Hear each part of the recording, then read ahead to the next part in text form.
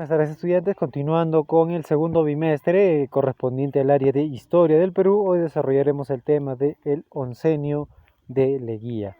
En el aspecto político, recordemos, ¿no?, que su primer gobierno en este caso uno de los gobiernos más importantes que tuvo el país, el oncenio de Leguía, estaba finalizando la Primera Guerra Mundial, ¿ya?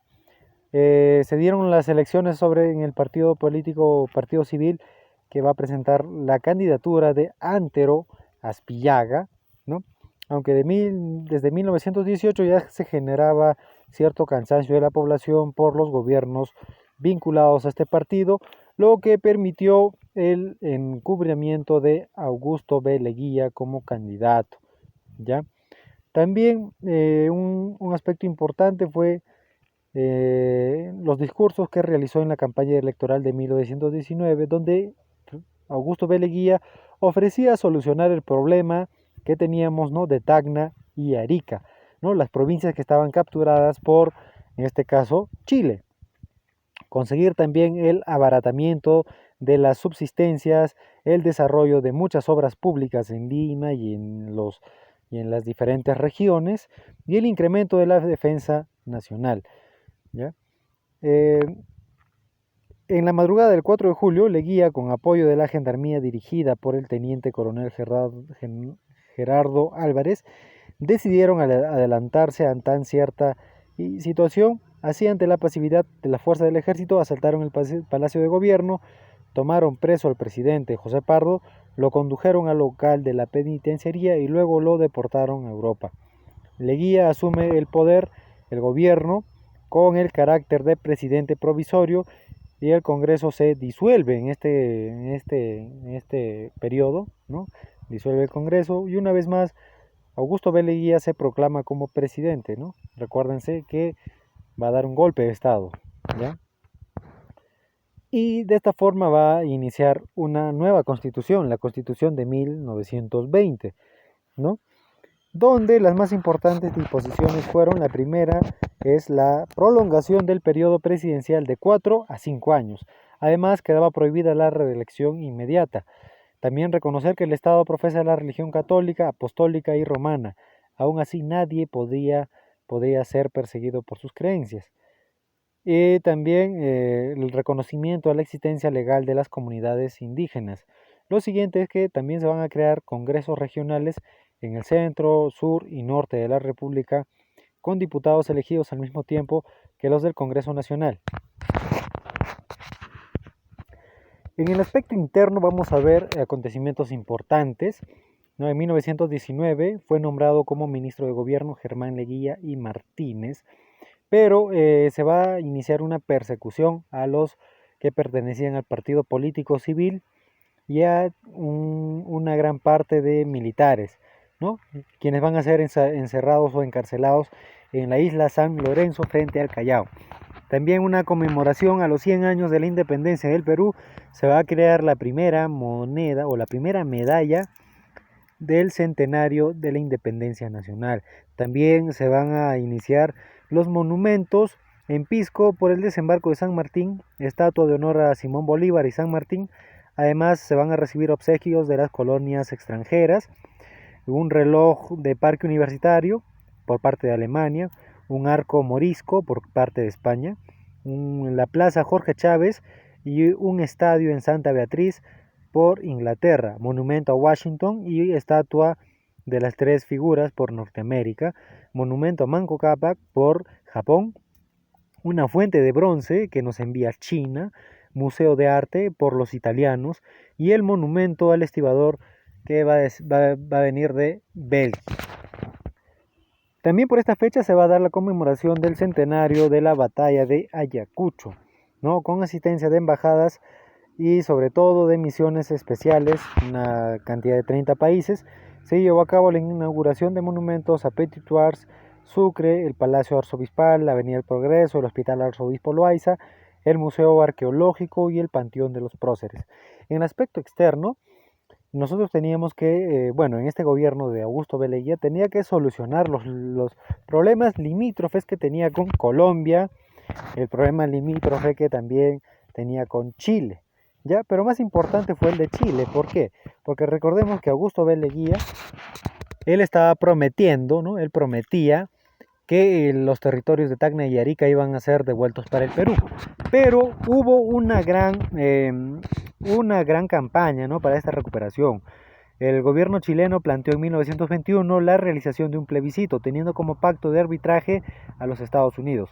Se llevaron a cabo las conferencias de Washington, que recomendó el acto plebiscitario en 1925 a cargo del general John J. Pershing, quien observó que no se presentaban las garantías necesarias.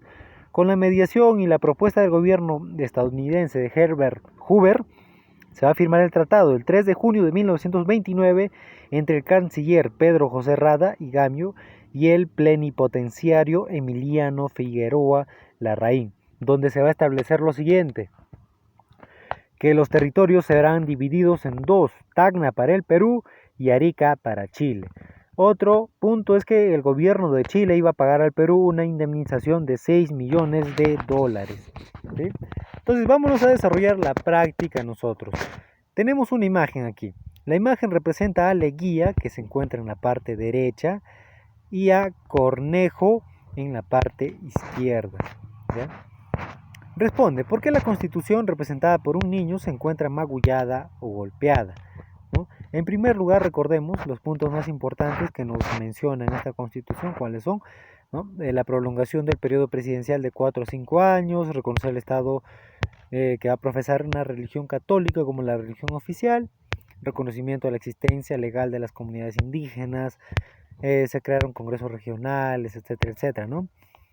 En este caso, esta constitución prácticamente fue establecida o fue elaborada para el beneficio únicamente de Augusto B. Leguía. ¿Por qué crees que Mariano Cornejo está vestido de mujer? ¿Cuál es el aspecto importante que lo determina así? ¿No? ¿Y por qué Leguía y Cornejo llevan de la mano al niño? Respondiendo a la pregunta número 2, ¿por qué Mariano Cornejo está vestido de mujer? Recordemos que el principal apoyo que recibió Augusto B. Leguía fue de este parlamentario, ¿no? Mariano Cornejo, quien al final va a llegar a ser como su primera dama porque le va a beneficiar en todo. ¿Por qué Leguía y Cornejo se llevan de la mano al niño? Porque fueron los dos los que organizaron esta gran campaña para que Augusto B. Leguía sea presidente, y también fueron estos dos quienes van a iniciar este nuevo proceso denominado Patria Nueva, ¿no?, que van a dar origen a una nueva constitución, ¿ya? Entonces tenemos una siguiente lectura también, el incidente de Leticia, mediante el Tratado Salomón-Lozano, celebrado en secreto en 1922 entre las cancillerías de Perú y Colombia y recién ratificado en 1927 por el Congreso. El Perú cedía a Colombia en 1927 toda la margen izquierda del río Putumayo y una franja adyacente al río Amazonas, conocida también como el Trapecio de Leticia, el cual convertiría a Colombia en un país amazónico. A cambio, Colombia no cedía un territorio bastante menor, el Triángulo de San Miguel Sucumbios, territorio que además no poseía ningún recurso valioso y era reclamado como suyo por Ecuador. El Trapecio de Leticia, por su parte, era rico, tenía mucha madera y en árboles gamonales, además de ser una zona de importancia agrícola, comercial e industrial. La compensación no fue de ninguna manera equitativa. El argumento del presidente Augusto B. Leguía para firmar este tratado, un tratado atroz, un tratado corrupto sobre todo, ¿no? Salomón Lozano, era la urgencia de arreglar nuestros problemas limítrofes pendientes con Brasil, Ecuador, Chile y Bolivia, y era posible una alianza de estos estados contra el Perú. Asimismo, existió una presión norteamericana para la firma del tratado como una compensación a Colombia por la independencia de Panamá, alentada por los Estados Unidos. El tratado fue considerado funesto por la población peruana. Los empresarios Julio C. Arana y Enrique A. Vigil, quienes tenían intereses en la región, impulsaron una invasión a Leticia. En agosto de 1932, una tropa de la guarnición de Quitos tomó por asalto Leticia, iniciándose una guerra no declarada con Colombia. El gobierno peruano en ese entonces, bajo la presidencia de Luis Sánchez Cerro, apoyó esta invasión e incluso se mostró dispuesto a enfrentarse en una guerra contra Colombia para recuperar este trapecio andino entregado por este presidente nefasto Augusto B. Leguía. Sin embargo, casi inmediatamente después Sánchez Cerro fue asesinado, el presidente muere, lo cual permitió que el mariscal Óscar R. Benavides asuma el mando del gobierno.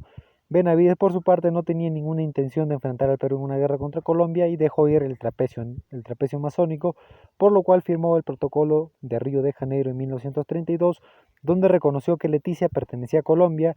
Se especula que una de las causas del asesinato de Sánchez Cerro fue impedir esta posible confrontación con Colombia, ¿no? Obviamente había muchos intereses económicos acá.